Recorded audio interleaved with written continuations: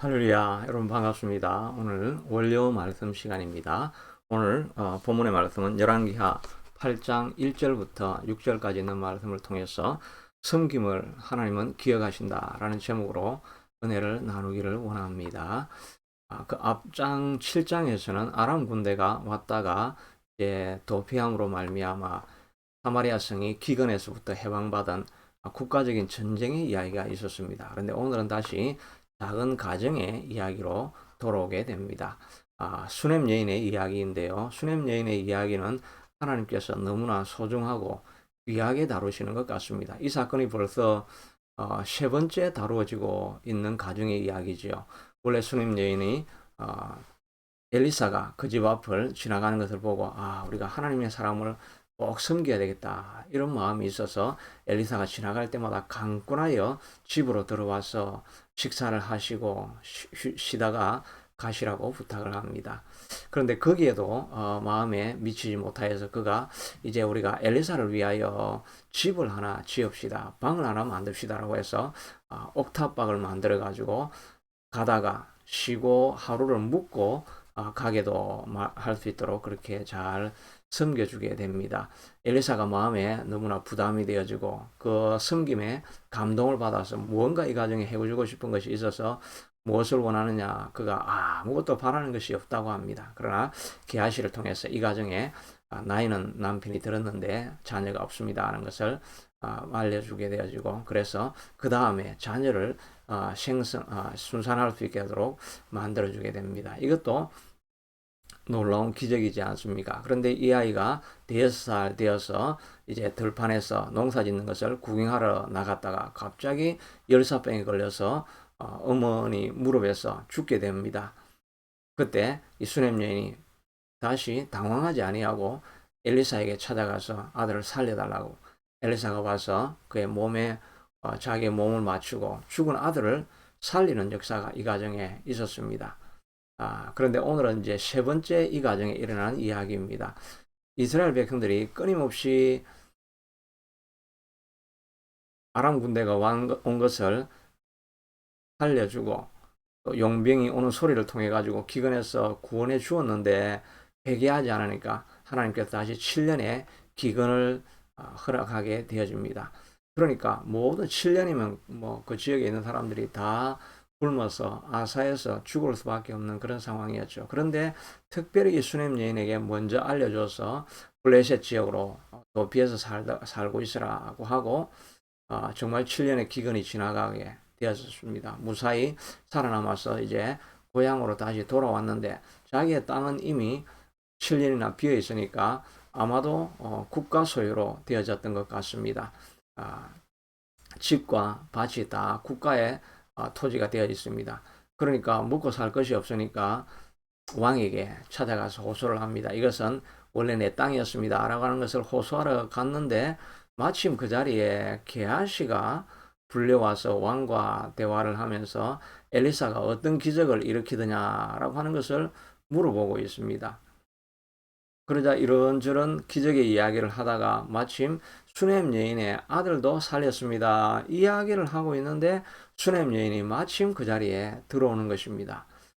그래서 원래는 제 땅이었는데 그 땅을 다 지금은 제 소유가 아니게 되었습니다 라고 이야기를 하니까 게하시가 보면서 이 여자가 바로 내가 말하고 있는 수냄 여인입니다 이렇게 이야기를 하는 것입니다. 그러니까 왕이 뭐 확실한 증거가 있으니까 부관을 시켜가지고 집을 돌려줄 뿐만 아니라 7년 동안 그 밭에서 난 모든 소출도 다 이 여인에게 돌려주라고 해서 돌아와서도 그가 평안하게 머무를 수 있는 이런 은혜를 베풀었던 것을 보게 됩니다. 하나님의 은혜가 집요하고 놀랍지 않습니까?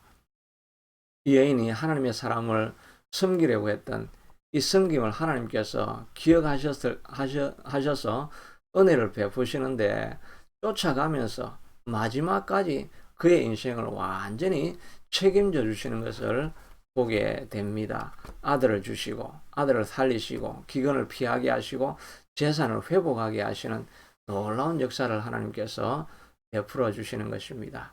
예수님께서도 마지막 십자가를 지시기 전날 밤에 마리아가 찾아와서 향료컵을 그의 발에 붓고 다 깨뜨려 버립니다. 정말 머리에 조금 발라도 될 것을 온 발에다가 전체를 다 부어서 1년치 그가 되는 그런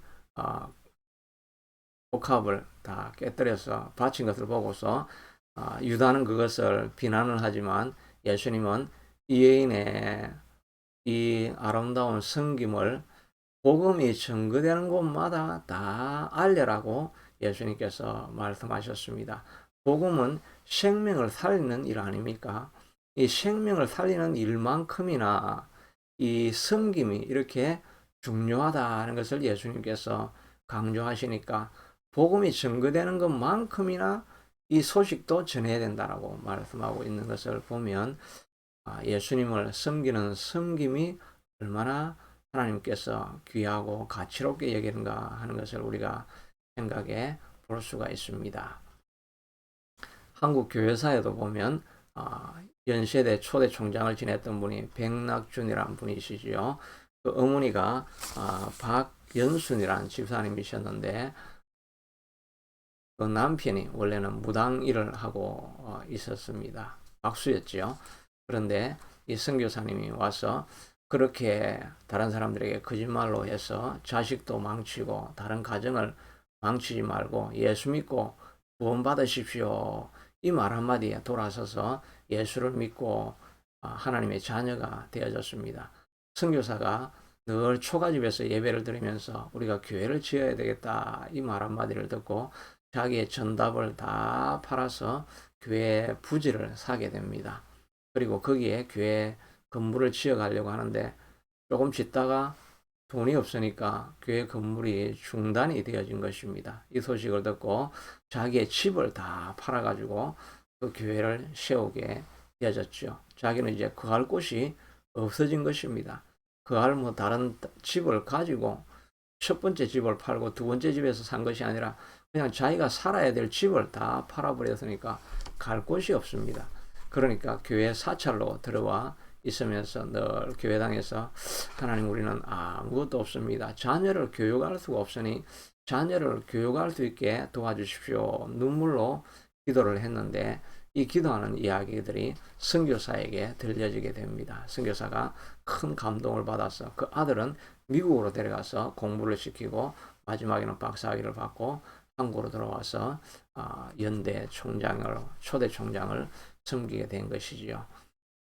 그 어머니가 나중에 간증할 때 한 이야기가 당시 전답을 팔아서 아들 뒷바라지를 해서 공부를 시켰던 아들들은 다 일제의 앞잡이가 되어서 외궁하는 일을 했었지만 나는 논을 팔아서 교회에 바쳤더니 하나님이 내 아들을 공부시켜서 세상을 밝힌 위대한 인물이 되게 하셨습니다. 라고 간증을 했습니다.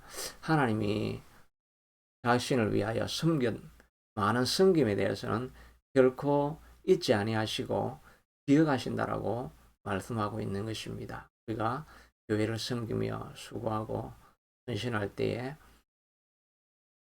아무런 대가도 없고 누가 인정을 해주지 않는다 할지라도 하나님은 그 일을 위중하고 소중하게 여기고 계실 것입니다.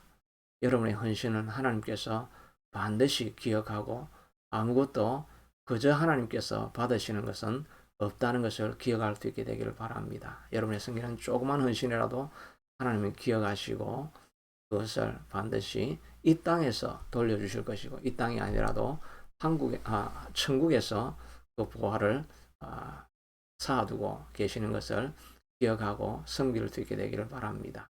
오늘 이 본문의 말씀을 또 설교의 말씀을 들으면서 우리가 생각해 보아야 할 것은 나는 하나님을 위해서 무엇을 섬기고 있는가? 섬기는 것을 내가 무엇을 두려워하고 아까워하고 있는가? 하나님이 내 마음속에 감동을 주시는 것이 있는가? 하나님을 위해서 드리라고 하는 것을 내가 드리지 않아서 마음에 부담을 가진 것이 있는가 하는 것을 돌아보고 아낌없이 하나님 앞에 드릴 때 하나님께서 돌려주시게 될 것을 믿음으로 또 섬기며 승리하시는 하루가 될 수 있게 되기를 축복합니다. 자비하신 아버지 하나님, 이 수님 여인의 하나님의 사람을 섬긴 그 정성을 결코 잊지 아니하시고 기억하셨던 하나님, 우리도 하나님께서 우리에게 마음에 감동을 주실 때 섬길 수 있게 되도록 축복하여 주시고 도와주옵소서. 예수님 이름으로 기도드리옵나이다. 아멘. 오늘 하루도 승리하시는 저와 여러분 되기를 축복합니다.